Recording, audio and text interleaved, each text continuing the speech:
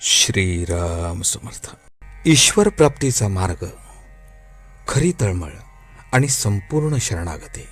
नुसता विषयाचा त्याग केल्याने ईश्वराची प्राप्ती होत नाही. बायकोचा त्याग करून होत नाही, जनात राहून होत नाही, तसेच वनात राहिल्यानेही होत नाही.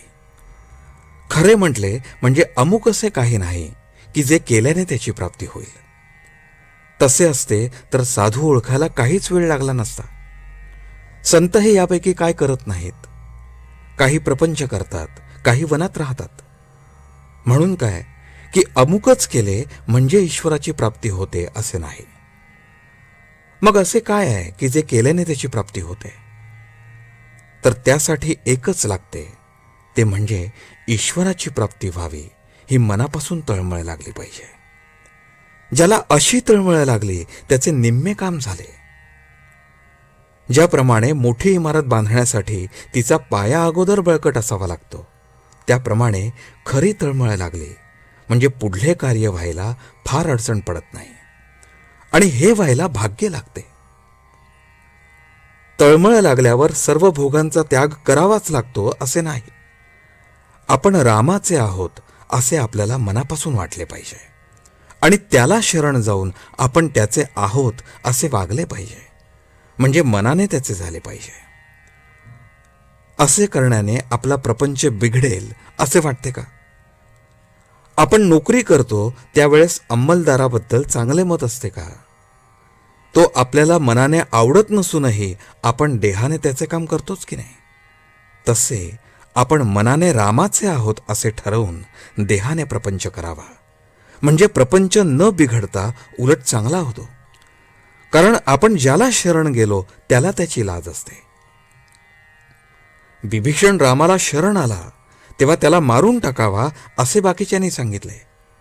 तरी पण रामाने सांगितले की जो मला शरण आला त्याचे रक्षण करणे माझे काम आहे. शरणागताला नुसते जीवदान देऊन तो राहिला नाही, तर त्याला लंकेचे राज्य दिले. म्हणून सांगतो की जो त्याचा होऊन राहतो त्याची लाज रामाला असते. माझ्याकडे इतके जण येतात, पण एकाने तरी मला रामाची प्राप्ती करून द्या म्हणून विचारले का? मी आलो आहे तो काय तुमचे विषय पुरवण्यासाठी?